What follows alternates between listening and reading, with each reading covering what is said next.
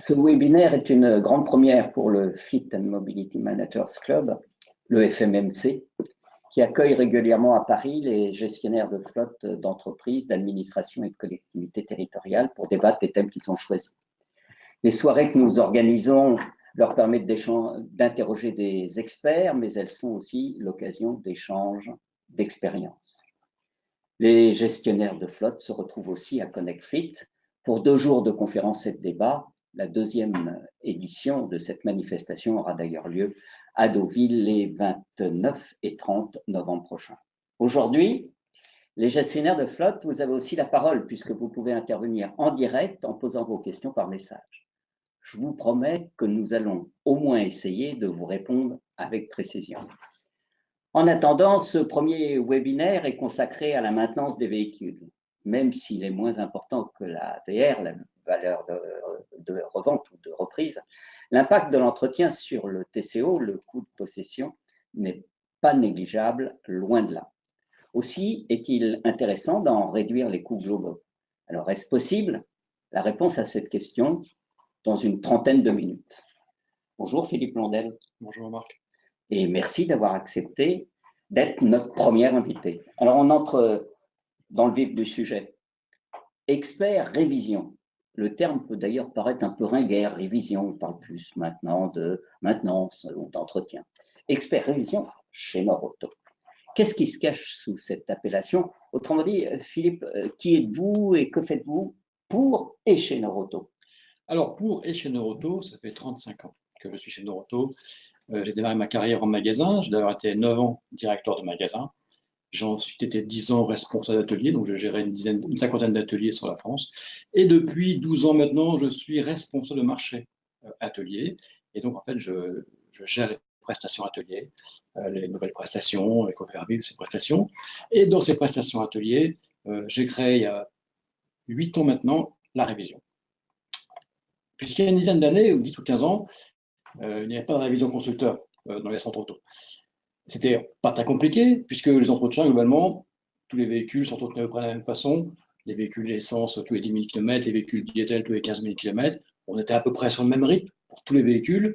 Un filtre à huile à chaque vidange, un filtre à air, un filtre à carburant tous les 2 vidanges, et ça allait bien comme ça.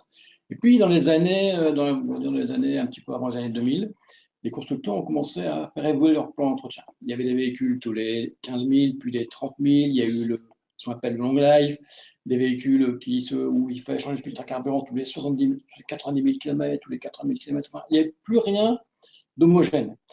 Et on ne pouvait pas laisser nos clients comme ça. Nos clients étaient un petit peu perdus à travers tous ces entretiens différents. S'ils passaient d'une PSA à une Renault ou à une Volkswagen, l'entretien était différent, donc ils étaient un petit peu perdus. Et à ce moment-là, c'était encore des Peugeot et des Citroën, pas forcément des PSA, mais c'était le début.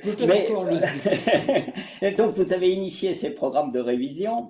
Et aujourd'hui, qu'est-ce que les gestionnaires de flotte qui sont de l'autre côté du web là, peuvent attendre de ces programmes et au fond, qu'est-ce que c'est que ces programmes de Norauto? Qu'est-ce que vous avez, qu'est-ce que vous leur proposez? Eh bien, en fait, on a donc acquis, parce que ça s'achète, c'est pas gratuit.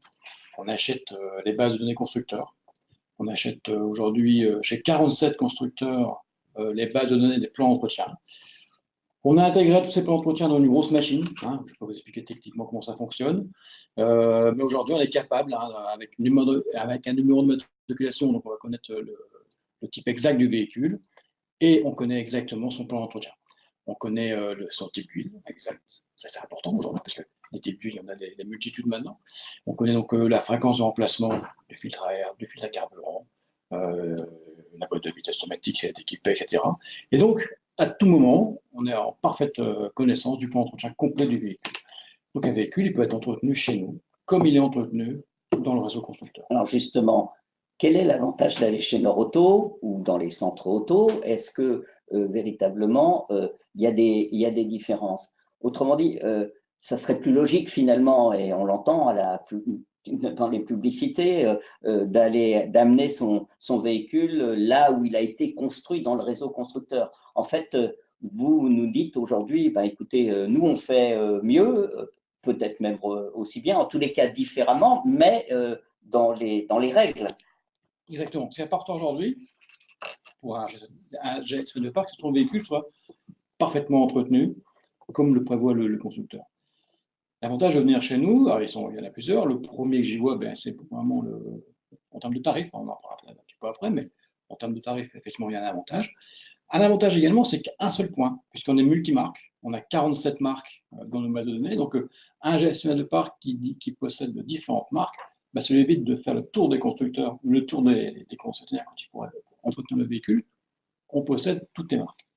Et ça veut dire que vous êtes, ce que vous disiez tout à l'heure, c'est-à-dire que vous êtes outillé, appareillé pour faire la maintenance de toutes les voitures, et on peut dire que vous faites aussi bien les voitures de tourisme que les véhicules utilitaires légers. On fait tous les véhicules de tourisme et les véhicules utilitaires légers, quasiment tout. Alors, en véhicule utilitaire, on va s'arrêter au master, au trafic. 3 tonnes 5. Voilà, et ça, on s'arrête au 3 tonnes 5. Et aujourd'hui, en termes d'outillage mécanique, bon, il ne faut pas l'outillage mécanique bien particulier pour faire une vidange, tout le monde est équipé. Effectivement, il y a la partie électronique. Et donc, on s'est équipé maintenant depuis plusieurs années de bandes diagnostiques électroniques. On va dire son nom, c'est Bosch qui nous équipe, un des plus gros équipementiers qui existent. Et avec cette bande de diagnostic, on est capable de rentrer dans le calculateur de tous les véhicules, d'aller voir s'il y a un défaut, de connaître la nature des défauts et de pouvoir apporter une réparation, une correction s'il le faut. Ces bons diagnostics sont remis à jour régulièrement par la dernière version. Effectivement, ce n'est pas l'appareil identique au constructeur, mais c'est des appareils qui sont tout à fait conformes, qui peuvent lire. Il a les mêmes performances, c'est ça que vous nous expliquez. Et qu'en est-il alors? On sait bien que pendant des années, les constructeurs, dans leur champ, dans leur précaré, en fait, c'était la garantie. Aujourd'hui, si je vais chez Neuroto, je conserve. Voilà, c'est le mot que je voulais vous donner. Je conserve cette garantie. Pourquoi? On la conserve tout simplement parce qu'il y a un décret européen. Voilà. L'Europe aujourd'hui a décrété qu'un client pouvait donc faire entretenir son véhicule là où il voulait sauter à 2 conditions. Première condition, c'est que le véhicule doit être entretenu par un professionnel. Deuxième condition, c'est que ce professionnel doit respecter 100% du carnet d'entretien de ce que préconise le constructeur. Si ces deux règles sont appliquées, la garantie constructeur est maintenue. Même si parfois, on a quelques constructeurs qui font un petit peu c'est un peu compliqué à faire admettre. Réglementairement, il n'y a aucun souci à faire appliquer la garantie. D'accord. Et même si vous allez plus loin que ce que préconise le constructeur, parce que vous n'allez pas forcément plus loin, vous faites exactement le cahier des charges ou justement vous offrez des prestations supplémentaires. Alors, c'est vrai que depuis 2 ans maintenant, on offre une prestation supplémentaire qui est la partie anti-pollution. On a équipé tous nos ateliers d'un bon diagnostic 5 gaz, qui en fait, on fait sur tous nos véhicules une analyse 5 gaz qui va un peu plus loin que ce que préconisent les constructeurs. Et là, on est en avance par rapport au prochain contrôle technique qui se mettra en place. Le 1er janvier 2019, voilà. C'est ça. 5 gaz, on peut les énumérer peut-être? Alors, CO, CO2, il y a les NOx. Alors, il est important les NOx parce que le NOx, c'est le 5e qui n'était pas analysé dans les. Donc, il y a les HC, il y a le CO, le CO2 et l'oxygène. Juste le NOx.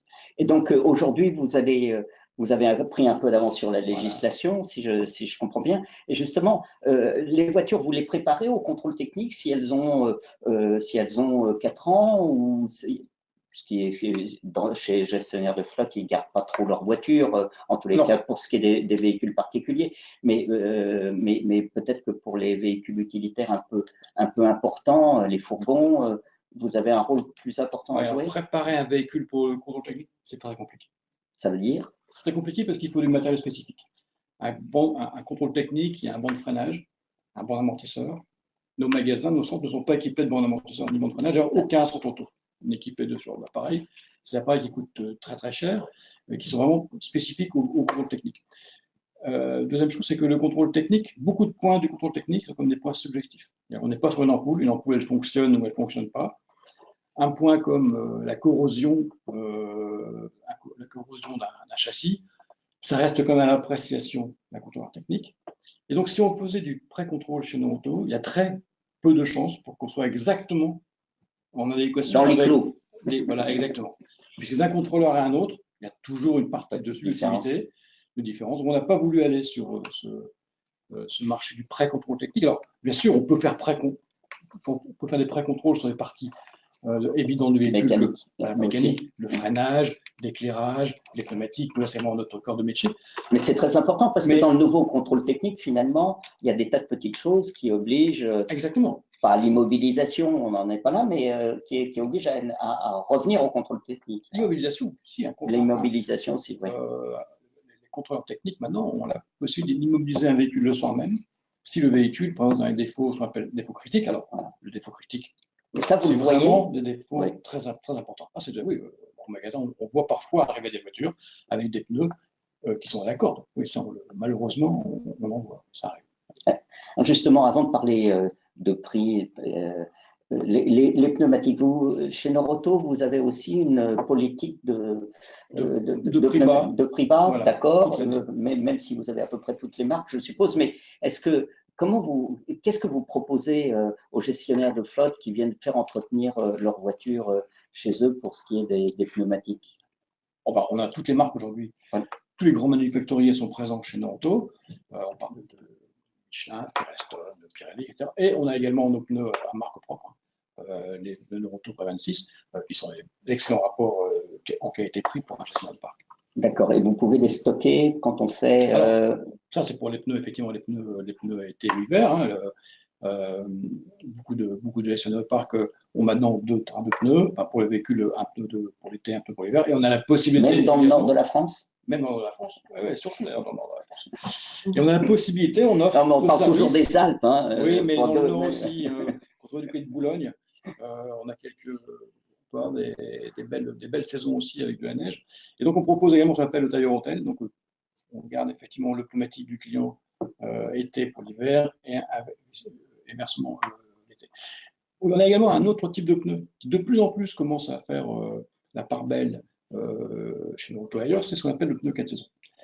Alors le pneu 4 saisons, ce n'est pas les mêmes performances que le pneu l'hiver, mais pour des régions qui n'ont pas des grands intempéries, je pense par exemple au nord de la France ou la région parisienne ou le centre en France, c'est un pneu qui va très bien se comporter sur la neige, sur le verglas, pas aussi bien qu'un pneumatique hiver, mais avec un très bon comportement et qui en plus peut être conservé l'été, ce qui est que ça évite de devoir changer le pneu. On pourrait toute l'année ce qu'on appelle avec un pneu 4 saisons. Alors, avant de prendre les questions qui nous arrivent là par le web, par message, une question qui fâche. Est-ce que les pièces de rechange dont vous vous servez sont des pièces homologuées? En fait, je vais poser la question un peu différemment. Pourquoi arrivez-vous à avoir des révisions, des entretiens qui sont moins chers que dans les réseaux constructeurs? Alors, il faudrait peut-être aussi poser la question pourquoi les réseaux constructeurs arrivent à être plus chers que nous. En fait, nous, on calcule au mieux nos marges, au mieux des pièces chinoises. On n'a aucune pièce qui vienne de Chine. Toutes les pièces viennent d'Europe. Nos filtres à air, nos filtres à huile et nos filtres à carburant viennent d'Europe. Notre huile est une provenance française. C'est de l'huile d'un très grand pétrolier français, européen, on va dire. Donc, toutes les pièces que l'on monte, elles sont conformes au cahier des charges du constructeur. Alors certes, ce n'est pas une pièce Renault, ce n'est pas une pièce Toyota, une pièce Volkswagen, mais Volkswagen, BMW, Toyota ne fabriquent pas ces filtres depuis bien longtemps. Et eux-mêmes, ce qu'on appelle, travaillent avec, on appelle des manufacturiers, des spécialistes du filtrage, et on travaille avec parfois les mêmes, pas toujours, mais parfois les mêmes spécialistes du filtrage. Donc le filtre que vous avez retrouvé en origine sur une Toyota, on peut le retrouver. D'accord, les équipementiers sont les mêmes. Les équipements sont les mêmes. Absolument. Donc, ça veut dire que vous, aujourd'hui, vous arrivez à calculer au plus juste. Mais le gestionnaire de parc qui vient vous voir, il a quel service en plus de ce qu'il peut avoir dans un atelier de concession? Alors, s'il est en plus, on l'a vu, c'est la multimarque du véhicule. Est-ce qu'il peut s'abonner, par exemple? Est-ce qu'il a le droit à une seule facture pour l'ensemble de son parc? Alors, je ne suis pas un spécialiste moi, de la facturation, mais bien sûr qu'on ne va pas lui demander un règlement sur place, mais bien sûr, on a ce qu'on appelle un compte. Il y a un compte chez nous, et le véhicule, quand il va arriver chez nous, il va être reconnu par rapport à son immatriculation, il va y avoir une prise en charge qui va être faite, et le conducteur va repartir bien sûr sans rien sa facture. La facture fera l'objet d'une facture unique et globale, en fin de mois ou au trimestre. Là, je ne peux pas rentrer dans les détails, mais c'est géré par un service Mais spécifique. ça veut dire aussi que si j'ai une voiture à Lyon et que j'ai besoin de la faire réviser à Il n'y a aucun souci. Marseille Bien ou sûr, à Paris, je il n'y a peux aucun aller dans… souci. Ça marche dans tous les Ça centres. marche dans le 400, on vient dans- d'ouvrir notre 400e Neuroauto ici sur le sol français. Et donc, ça fonctionne dans les 400 magasins, dans les 400 centres. Donc, une couverture du territoire. Un maillage très, très, très bien. On est quasiment partout maintenant en France. Il n'y a pas de Neuroauto à moins de 40 ou 50 km de chaque point. On est vraiment très, très bien.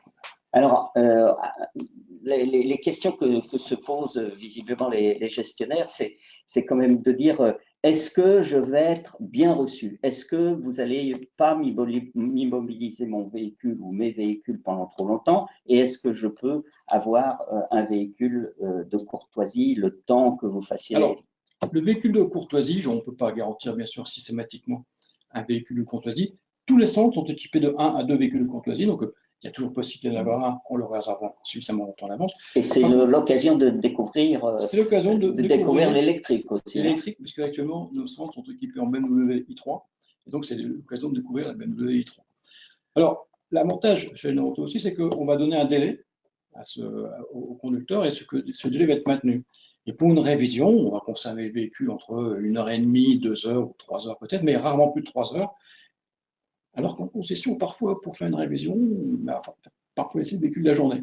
Alors, ne disons pas de mal de la concurrence, on regardera les différences, voilà. Effectivement. Voilà. Donc je prends mon rendez-vous, je suis sûr qu'en 2 heures, c'est fini.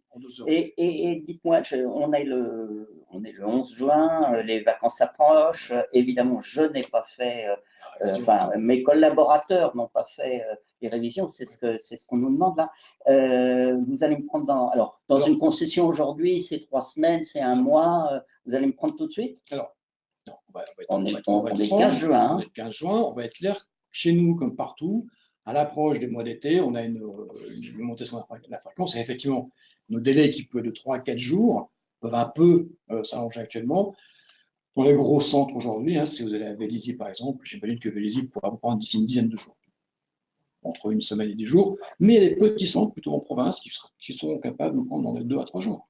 Pour le même travail. On n'est jamais à plus de 10 jours chez nous. Alors, justement, j'aurais la même prestation à Vélizy ou dans un petit centre. Vous aurez la même prestation puisque le serveur, cette grosse machine qui a ingurgité tous les points d'entretien, c'est la même. Mais la formation en Europe. Et la formation, comment se passe la formation des techniciens? Alors, parce que ça, c'est aussi de votre responsabilité. Bien sûr. Les techniciens que l'on embauche sont tous des mécaniciens, avec un diplôme de mécanique. C'est le minimum pour l'entrée chez Neuroauto. Ensuite, il y a des formations en interne, soit sur le centre, soit dans le centre, soit en présentiel, parce qu'on a un centre de formation à l'Équin qui dispense des formations un peu plus techniques comme l'Équin, c'est à côté de Lille. Voilà, à côté de Lille, on a un centre de formation où on a des formations un peu plus techniques, l'embrayage, la distribution, l'acclimatisation. Par contre, pour toutes les formations, les prestations un peu plus basiques, le pneumatique, la vidange, ce sont des mécaniciens qui ont déjà cette formation-là parce que c'est leur bagage d'origine. Et puis, ils peuvent toujours se perfectionner grâce à ce qu'on appelle le e-learning, enfin, des formations en ligne sur lesquelles ils peuvent parfaire leur formation. Mais ils sont régulièrement contrôlés aussi. C'est le métier du chef d'atelier. Dans chaque atelier, on a un chef d'atelier avec un adjoint parfois quand le centre est plus important, qui est en charge de vérifier, de valider l'ensemble de son équipe régulièrement. Ça s'appelle des checklists de contrôle. Alors, c'est pas tous les jours, mais il existe donc pour chaque prestation une checklist. Et chaque mécanicien, chaque technicien, régulièrement, ils sont validés par rapport à leur métier, leur formation, pour connaître les acquis de chaque Ça veut dire qu'au fond, dans n'importe quel centre auto, la prestation est la même. Elle est la même. C'est tout pour que ce soit la même. Ouais. D'accord. Alors, Neuroauto est en train de développer un concept nouveau qui sont les centres pro. Alors, le premier est ouvert depuis quelques mois à Marc-en-Barœul. À Marc-en-Barœul. Voilà, on parle d'ouverture dans la région parisienne, on n'en dira pas plus.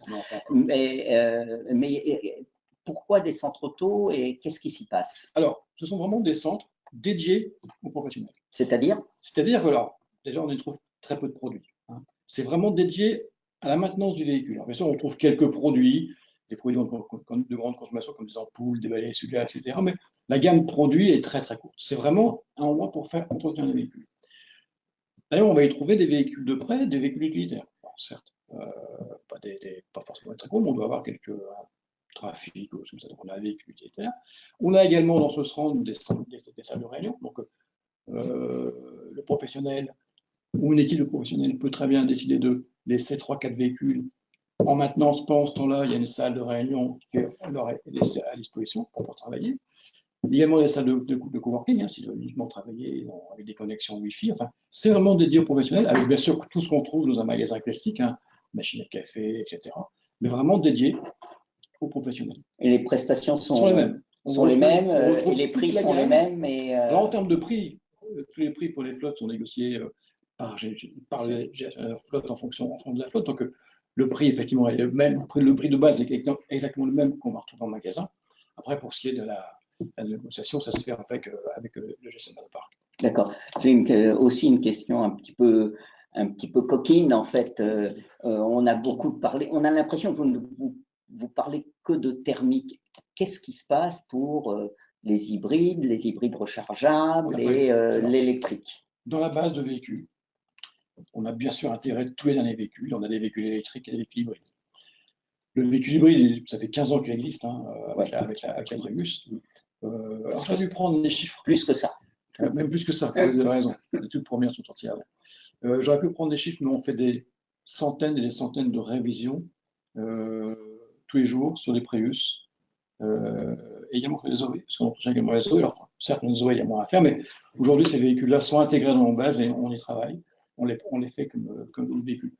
Finalement, la partie électrique, la partie hybride, demande très peu d'entretien. Il faut effectivement vérifier que tout est en ordre avec ce qu'on appelle notre appareil de diagnostic électronique, mais tout se gère automatiquement et il y a finalement beaucoup moins d'entretien sur un véhicule hybride pour la partie électrique ou sur un véhicule 100% électrique. Finalement, sur un véhicule comme une Zoé, hormis remplacer le filtre à air, le filtre d'habitacle, vérifier les plaquettes de frein, vérifier les pneus, la partie motorisation, il y a finalement beaucoup moins à faire que sur un véhicule thermique. Et ces véhicules sont intégrés dans nos bases. Et c'est pas plus compliqué un hybride rechargeable, par exemple? Tout c'est aujourd'hui, le principal hybride rechargeable qu'on trouve sur le marché, c'est la Toyota Prius, Auris. C'est les véhicules qui sont. Il y a toutes les Mini qui arrivent aussi. Oui, tout à fait. Mais ces véhicules-là sont d'une fiabilité redoutable. On a des véhicules qui rentrent chez nous qui ont plus de 200 000 km, sur lesquels le propriétaire n'a absolument rien fait sur la partie hybride. La gestion de batterie est très fiable. Et effectivement, il faut contrôler si la partie batterie est encore en phase de pouvoir accepter la capacité, mais il y a très peu d'entretien à faire sur la partie hybride. D'accord. Alors, on a donc des gens qui sont des gestionnaires de parc qui sont de l'autre côté. Ils feront on va refaire un débriefing et avec eux, on va voir ce qu'il y a. Qu'est-ce qu'on peut dire encore de cette prestation Norauto qui finalement est une prestation absolument complète et oui, il y a une chose on n'a pas parlé, un rapport qualité-prix sans concurrence. En termes de prix, tous les ans, on fait une étude complète de nos révisions. On étudie environ 110 à 120 véhicules et tous les ans, ces véhicules sont renouvelés. Mais ça, c'est 110-120 véhicules qu'on mesure entièrement, c'est qu'on va prendre l'équivalent de 8 à 10 pas de révision, qu'on va comparer par rapport au constructeur. Et sur ces 110 véhicules qui changent tous les ans, on va adapter tous nos tarifs pour, au final, être systématiquement entre 20 et 25% moins cher que le reste du constructeur. C'est ce qu'on appelle du benchmarking. Voilà, et ça, c'est fait tous les ans, avec une mise à jour systématiquement réglée.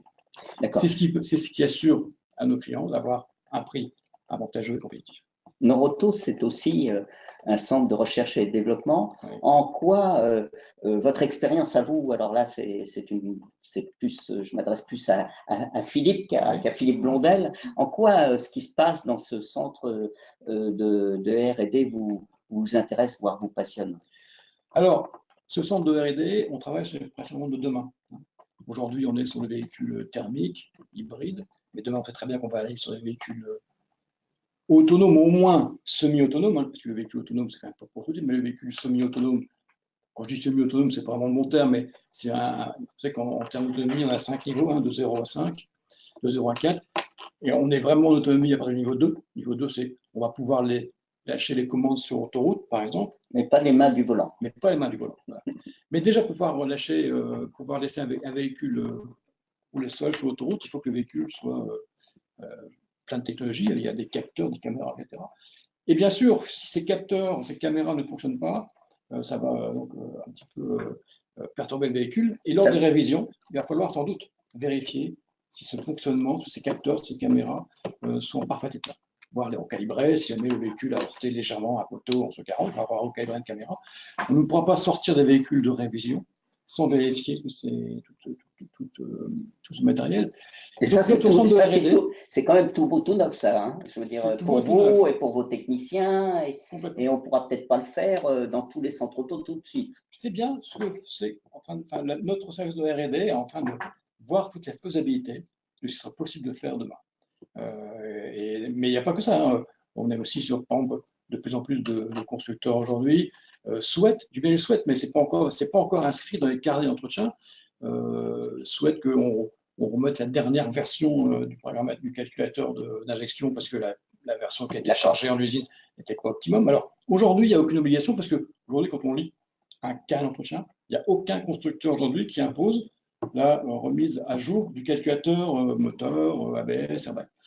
Demain, si c'est imposé par le constructeur, il va falloir le faire. Et donc, notre service R&D travaille également. D'ailleurs, on en a déjà fait, hein, on se connecte sur les sites constructeurs, puisque les constructeurs sont obligés et tenus, c'est dans la réglementation européenne, de donner aux indépendants toutes les données du véhicule, y compris donc, ces fameuses données de calculateur.